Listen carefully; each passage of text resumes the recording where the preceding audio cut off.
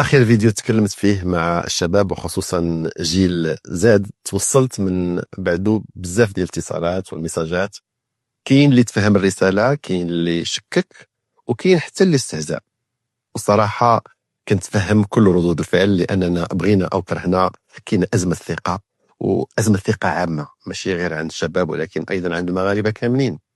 وبيني وبينكم عندكم الحق، كاين تراكمات، كاين مظاهر كثيره كتخلي الواحد يقول ما بقيناش تايقين حتى شي حد. هادشي بان في احتجاجات الجنزي اللي كانوا رافضين الحوار مع الحكومه وكيطالبوا بحل الاحزاب كاملين، حيت بانهم كل الاحزاب فاسده، ورفعوا مطالبهم ايضا مباشره لسيدنا. وسيدنا الله يحفظه كعادته تفاعل بايجابيه مع مطالب الشباب.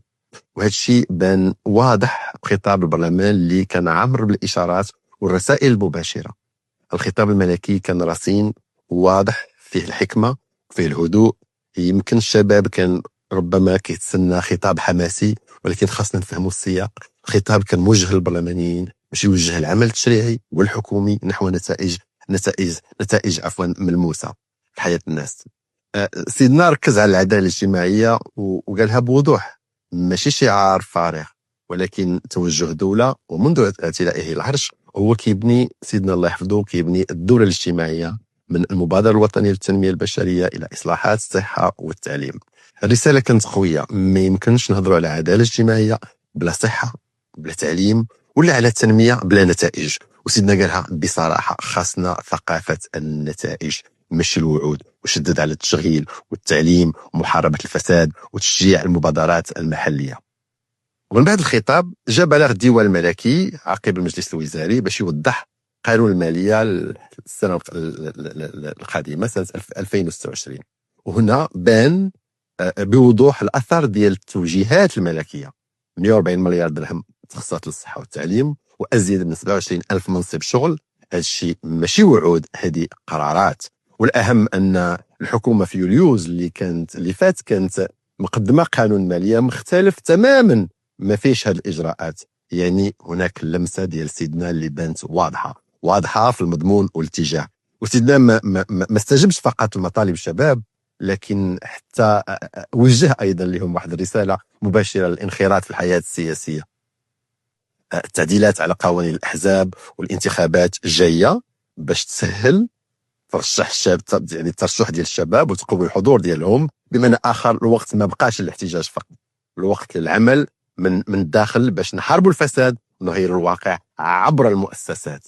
اليوم سيدنا كيعطي الشباب فرصة تاريخية باش يصنعوا التغيير، يخوضوا واحد الثورة جديدة، ثورة ملك وشعب من أجل التنمية والعدالة الاجتماعية، بحال ما دار محمد الخامس والحسن الثاني رحمهم الله مع الشعب من أجل الاستقلال. اليوم الشباب كيكمل المسار مع محمد السادس من أجل مغرب الكرامة والعدالة الاجتماعية. وشفنا في كل مرة كيتوفر المناخ، شبابنا كيبهر العالم، بحال ما داروا أبطال المنتخب الوطني لأقل من 20 سنة اللي هما اللي رفعوا الراية، واللي هما من جيلكم، يعني جيل زاد، وفرحوا المغاربة وتحولوا، انتبهوا معايا، من أجبال الأطلس إلى أسود إفريقيا، إلى أسود العالم. وثبتوا أن الكرة ما كتعرفش التاريخ، الكرة كتعرف اللي كيحترمها أكثر، وإن كرة القدم ليست فقط مهارة وإنما شغف وإيمان وحب للوطن.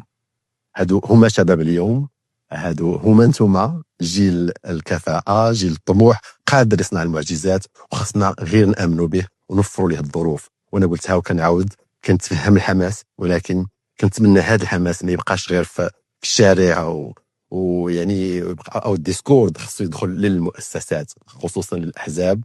هي كتقولوا فاسده ونجيو نقيوها. الاحتجاج راه ساهل، لكن التغيير الحقيقي كيبدا من الداخل. دخلوا للمواقع، شوفوا الاحزاب اللي قريبه من افكاركم ونخارطوا، شاركوا، غيروا، باش ما يبقاش الاخر كيقرر في بلاصتك. قرر انت. الطريق ما غاديش تكون سهله طبعا، ولكن الهدف كيستحق، بلادنا كتستحق، وعندي يقين في ذكاء الشباب المغربي، في القدره ديالو انه يصنع المستقبل.